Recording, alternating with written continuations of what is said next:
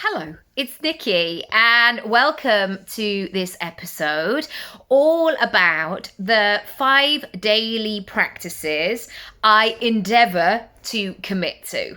I'm not perfect. I mean, that goes without saying. None of us are. And there are days that these 5 things, they're pushed to the side. But they are 5 things I come back to again and again and again.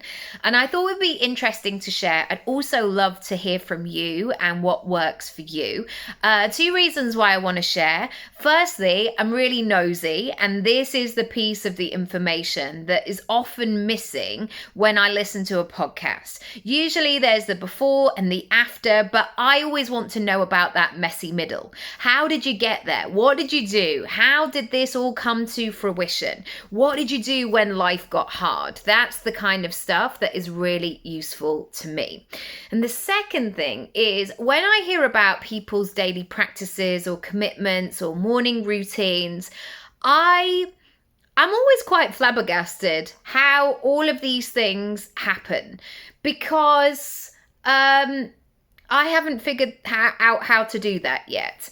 And I do have some solid practices in place, but I also, I guess, feel I need to be responsive to how I'm feeling on that day, what's going on with my kids. I think basically what I'm coming out of is I have 2 kids who are now 6 and 10, and they didn't sleep very well for years. And so I still have a little bit of that of like, but what if they wake up? And they do wake up sometimes. Absolutely. I know. Who knew when that health visitor said, yeah, they'll probably be sleeping through the night by 6 months. Good. Yeah, that didn't happen in our house. So I hope that by me sharing these are things that you can dig into, that you can have a play around with and try out, and also let me know how you get on. So the first thing that I do is usually the first activity of my day. I am usually first up in my house. I prefer it that way. I just need that peace and that quiet, and I go downstairs and I make a living room. I make my living room nice. Like we've got some fairy lights in our room, and I put a little lamp on. Then I make myself a cup of tea, and then I go and sit on the sofa and I pull up the blinds so I can see out the window. Like it's a whole little ritual. And I love that quiet in the morning. The 2 questions that I start with is, what is expected of me today? So I figure out what day it is. That's always, I was going to say it's always a challenge. Sometimes I know, but sometimes I need to give it a bit of thought. What day is it? What's expected of me? Where am I going? And I kind of just run through my day. And that helps me to just kind of settle in, okay? Like, where am I up to? What needs to happen? And then the bonus part 2 of that question is, so therefore, what do I need? Or rather, and what do I need? Because that sense of, say I've got a really, really hectic day, that usually means, okay, you're going to have to make some good lunch choices today. You're going to have to make sure that you drink lots of water. You're going to make sure that you're going to message that person now and say they're not going to, that you can't speak to that friend today because of all of these things, or whatever it might be. I like to get ahead of the day in that way because it just makes me feel a little bit more calmer and grounded. And when I'm calmer and grounded, I can have clarity and I can make better decisions. So those are the 2 questions I start with. Number 2, I am really into audiobooks. I still listen to podcasts, but sometimes I want to go broader and wider and deeper, and I love an audiobook. I have the Libby app, which is available if you are a library member. You just need your card, your number, and the PIN code. And this app basically gives you as many audiobooks. You can have, I think, 8 on your shelf at any given time. And I listened, some of the authors are quite breathy in their approach. So I listened to them on double speed, or not double speed, but like 1.5. And so I get through them quite quickly. I have really been actively thinking about what are the books that I want to read that are going to stretch my thinking, that are going to show me or inspire me. Maybe they're 2 steps ahead.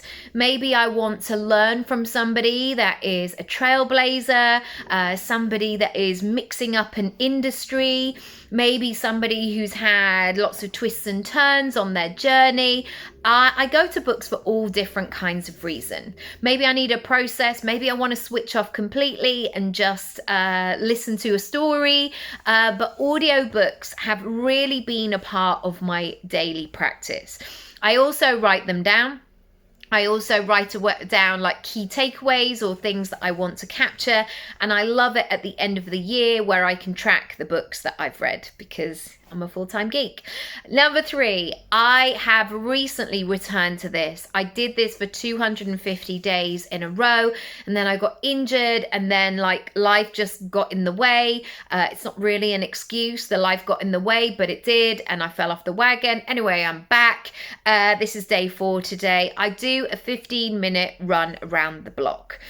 It's so simple, and you would think that that 15 minutes is nothing. But if you do it every day, and on the weekends I like to build on it, it changes everything for me. It changes my mindset, it changes my body, it changes the way that I eat, the way that I sleep, the way that I feel about the day. And I love it because I can ask of it this: what do I want to cultivate in this run? So sometimes if I wake up a bit ragey or a bit anxious, I will use that run to release, to visualize that rage, that anxiety leaving my body. Sometimes I want to think about some great ideas. Sometimes I want to connect. Sometimes I want to do a creative visualization. Sometimes I just want to switch off and like listen to a podcast and just allow my body to do what it's doing. Thinking about nothing else apart from me in those 15 minutes is great. And for me, it's a lovely period of time because it's enough time where nobody else kind of really misses me because I'm back before they know it. And secondly, I know that that amount of time is like, people will go, oh, she'll be back in a minute, so I'll just tell her when she gets home. So nobody really bothers me, and I love that. Number 4, I make sure that I have a practice of clarity and focus. So I reconnect with my goals. I have a notebook that I write everything down in, and every single day I open it up. I connect with it. I tweak it. I edit it. I see where I am. I am in a relationship with these goals. Sometimes I'm not enjoying this relationship with the goals. You know, it's not all rosy, but I am talking to them every day. I don't see goal setting as a thing that you just do once and then you put it in a drawer and then you forget about it. Every day I'm putting my goals where I can see them, and that really helps. Number 5, I make an action plan and I consider what is going to move me forward today. I can easily get distracted. I can easily follow the fun things. I can easily lose time and potter around and do things. I need that focus.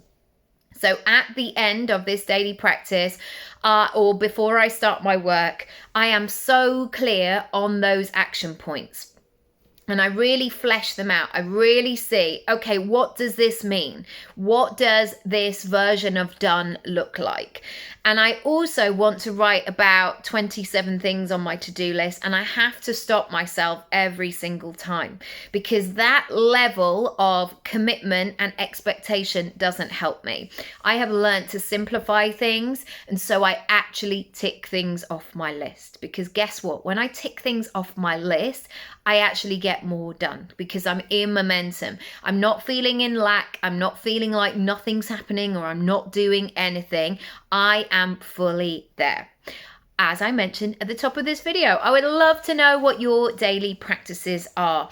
If you would like to watch more of these, you can go to the watch page on my website. I also have loads of free workshops, so you can go to the free workshop section in my navigation bar too, nickyraby.com, and I'll see you in the next episode. Lots of love. Thanks for joining. Subscribe, like, follow, you know, all the things, and have a beautiful day.